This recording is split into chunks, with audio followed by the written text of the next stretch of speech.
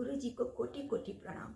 जय गुरु जी। संगत जी हमारे सबके प्यारे गुरु जी, जिनको हम कभी परमात्मा, कभी पिताश्री, कभी गुरु जी के नाम से पुकारते हैं। वो हमारी पुकार सुनते हैं, हमारी आवाज़ सुनते हैं, हमें अपनी शरण में लेते हैं, हमारी मदद करते हैं। उसका जो अनुभव होता है, उसी का एक सत्संग मैं आप सब लोगों के संग शेयर करना चाहती हूँ।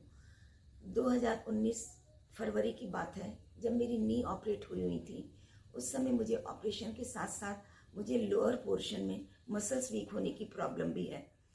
जब मेरा ऑपरेशन हुआ तो वो एक नॉर्मल केस से उसमें थोड़ी स्लो रिकवरी थी। मेरी मसल्स वीक होने की वजह से मुझे बेहद पेन और तकलीफ थी।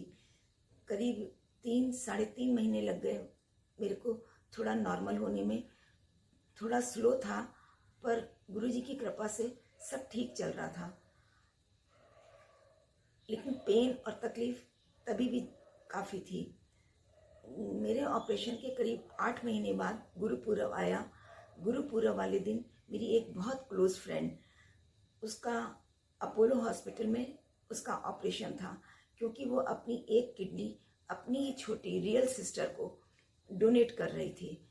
हम 2-3 फ्रेंड्स ने प्रोग्राम बनाया कि उसके ऑपरेशन होने से पहले हम हॉस्पिटल में उससे मिलने जाएंगे, उसको गुड विशेस देंगे, उसको थोड़ा सा हौसला देंगे, मोटिवेट होगी, उसको अच्छा लगेगा।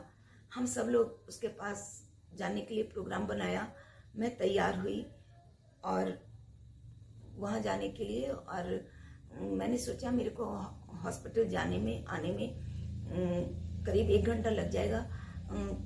नवंबर का महीना था। मैंने अपने बाथरूम में थोड़ा हीट स्प्रे कर दिया, क्योंकि कुछ मच्छर वगैरह उन दिनों ज़्यादा हो रहे थे। मैंने सोचा 1 घंटे तक वापस आऊँगी तो सब नॉर्मल हो जाएगा। तैयार होके जब बाथरूम से बाहर निकली तो मेरे को लगा कि मैंने पर्स उठाया और मेरे को लगा मैं अपना मोबाइल तो बाथरूम में ही छोड़ आई हूँ। जल्दी में थी, मैंने बाथरूम में गई और जैसे ही मोबाइल उठाने के लिए हाथ बढ़ाया, मैं बहुत बुरी तरीके से वहाँ पर स्लिप हो गई और मेरे एक पैर आगे, एक पैर पीछे और घुटने अंदर की तरफ मुड़े हुए। जैसे ही मैं गिरी, मेरे को एकदम ऐसा लगा कि मेरे प्राण निकल गए दर्द के मारे और सांस रुक गई है। मतलब बहुत बुरी तरीके से दर्द हुआ मेरे को। और जब मेरे को चिल्लाने का होश आया, जब मैं चिल्लाई तो बच्चे बाथरूम में आए। उन्होंने मुझे उठाने की कोशिश की, पर घुटने इतनी बुरी तरीके से मुड़े हुए थे कि मैं उठ नहीं पा रही थी। और मेरे को लगा कि मेरे घुटने अब टूट गए हैं। किसी तरीके से मैं खड़ी हुई। इस प्रोसेस में करीब 10-12 मिनट लग गए मेरे को खड़ा होने में। बहुत तकलीफ के साथ मैं खड़ी हुई और मेरे में क्या कहते हैं, मैं बाहर आई।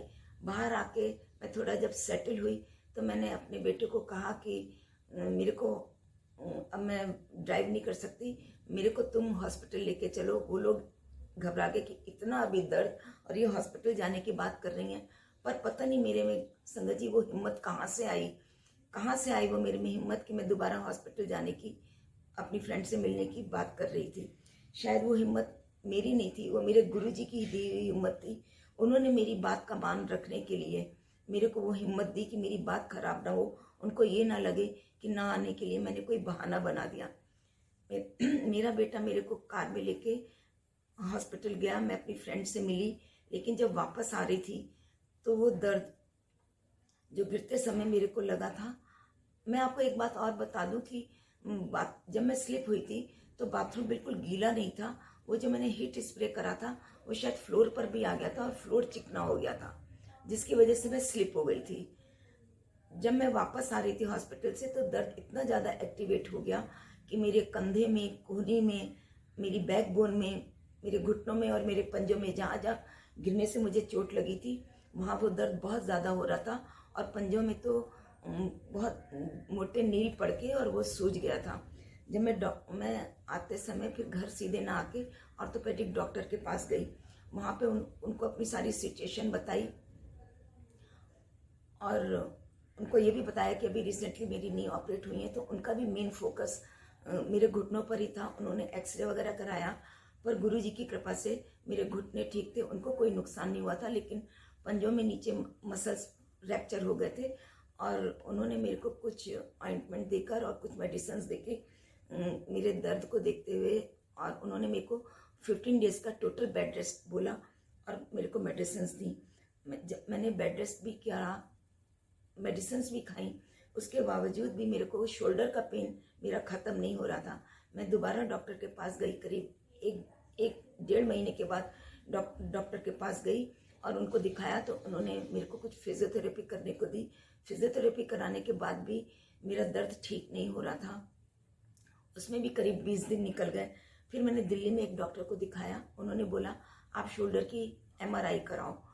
वहाँ पर जब मैंने MRI कराई तो पता चला शोल्डर में मेरे मसल्स फटे हुए हैं, जिसकी वजह से मेरा दर्द बहुत ज़्यादा है। यहाँ तक कि मेरे को नहाने, कपड़े चेंज करने और कंघी करने में भी परेशानी होती थी, वो भी मैं अपने आप ठीक से नहीं कर पाती थी। जब डॉक्टर ने वो रिपोर्ट देखी तो उन्होंने ये बताया कि मतलब ये इसका ऑपरेशन ही करना पड़ेगा। ऑपरेशन करने के बाद भी 100% गारंटी नहीं है कि आपका हाथ पहले की तरह नॉर्मल होगा। और ऑपरेशन में मैंने पूछा कि हाथ कब तक नॉर्मल होगा, तो उन्होंने बोला ऑपरेशन के बाद 3 महीने तक हाथ बांधना पड़ेगा, उसके बाद फिर कुछ टाइम के लिए फिजियोथेरेपी होगी, धीरे धीरे आपका हाथ नॉर्मल होगा। अभी मैं संगत जी पहले का ही घुटनों का ही दर्द और तकलीफ नहीं भूल पाई थी, और ये शोल्डर का सुन के मेरा सर एकदम चकरा गया कि शोल्डर का ऑपरेशन और ड्यू हो गया। दुख और दर्द दोनों मन में और ज़्यादा बढ़ गए। ऐसे लग रहा था सब कुछ मेरे पास ख़त्म हो गया। मैं अपना हाथ इतने महीने के लिए बनवा के दूसरों पे 100% डिपेंड होके कैसे अपना कष्टमय जीवन काटूंगी। उस समय मेरे पास कुछ नहीं बचा, सिर्फ एक विश्वास बचा था, अपने गुरु के ऊपर विश्वास कि अब अगर मदद कर सकते हैं तो सिर्फ मेरे गुरु मेरी मदद कर सकते हैं। क्योंकि मैंने अपनी वो रिपोर्ट 2-3 डॉक्टर्स को और दिखाई, सभी ने वो रिपोर्ट देखी और ये कहा कि आपका ऑपरेशन ही होगा, अदरवाइज अगर आप, और वो भी आप जल्दी करा लो वरना शोल्डर फ्रोजन हो जाएगा और आपको पूरा शोल्डर चेंज कराना पड़ेगा। मैंने मतलब गुरुजी से अरदास लगाई कि हे गुरुजी, मैं मेंटली प्रिपेयर्ड बिल्कुल नहीं हूँ ऑपरेशन कराने के लिए, मेरा कष्ट काटो, मेरी मदद करो और कुछ ऐसा करो कि मुझे ऑपरेशन ना कराना पड़े। बस इसी तरह से गुरुजी को याद करते करते मैं मन में बहुत उथल पुथल थी कि मैं क्या करूं। मैं फिर अपने डॉक्टर के पास गई तो उन्होंने कहा कि हम आपका दर्द सेटल करने के लिए एक इंजेक्शन लगाते हैं, अगर उससे आपका दर्द सेटल हो गया तो ठीक है, अदरवाइज और कोई दूसरा अल्टरनेटिव नहीं है, हमें ऑपरेशन करना ही पड़ेगा। संगत जी मैं आपको बताती हूँ, गुरुजी ने मेरी अरदास सुनी, मेरी पुकार सुनी, उन्होंने मेरी मदद करी और आज पूरे 2 साल हो गए हैं मैंने वो ऑपरेशन नहीं कराया। लेकिन हाँ, डॉक्टर की बताई हुई जो उन्होंने फिजियोथेरेपी के समय मेरे को एक्सरसाइज बताई थी वो एक्सरसाइज करती हूँ, उनकी इंस्ट्रक्शंस फॉलो करती हूँ। उन्होंने बताया कि मेरे को कोई भारी चीज़ अपने हाथ से नहीं उठानी है, वो भी मैं प्रिकॉशन रखती हूँ। तो आज गुरुजी ने मुझे इतना संभाला हुआ है कि मेरे को ऑपरेशन 2 साल हो गए, मैंने अभी तक नहीं कराया। शुक्राना करती हूँ अपने गुरु का, हर पल उन्हें याद करती हूँ, हर पल उनका शुक्राना करती हूँ कि किस तरह से उन्होंने मेरी पुकार सुनी, किस तरह से उन्होंने मेरी मदद करी। मैं शुक्राना करती हूँ लक्ष्मण अंकल का, जिन्होंने हमें एक सच्चा गुरु दरबार दिया हुआ है, जहाँ पर हम जाते हैं ग्रीन फील्ड में, वहाँ पर मैं जाके माथा टेकती हूँ। गुरुजी की आज्ञा से जो लक्ष्मण अंकल जल ब्लेस करके देते हैं उस जल को पीती हूँ, शिवलिंग का जल लेके आती हूँ, जहाँ कहीं भी मेरे को दर्द होता है उसको लगाती हूँ। तो इस तरह से मैं लक्ष्मण अंकल का भी शुक्राना करती हूँ कि हमें उन्होंने एक इतना सच्चा गुरु दरबार दिया है, जहाँ का ऑरा इतना पॉजिटिव है कि हम वहाँ जाते हैं, बैठते हैं, जब गुरुजी से मेडिटेशन करते हैं, कनेक्शन करते हैं, हमें अपनी बॉडी में वाइब्रेशंस महसूस होती हैं। इस बसंत पंचमी पर मेरे को लक्ष्मण अंकल के घर गुरु दरबार से जुड़े हुए पूरा 1 साल हो गया है। उस 1 साल में कई मौक़ों पे, कई त्योहारों पर हमें गुरु जी की वाइब्रेशंस का एहसास हुआ है। मैं ये नहीं कहती कि पूरी बॉडी में मेरे को एक साथ वाइब्रेशंस होती हैं। कभी मेरे को मेरे हाथ के अंगूठे में, कभी पैर में, कभी किस अलग अलग वाइब्रेशंस मुझे महसूस होती हैं। उस समय मुझे एहसास होता है कि मेरे गुरुजी मेरे आसपास ही हैं। और वो विश्वास, गुरुजी के साथ वो प्यार और ज़्यादा बढ़ा रहता है कि किस तरह से गुरुजी हमारे आसपास रह के हमें ब्लेस करते रहते हैं।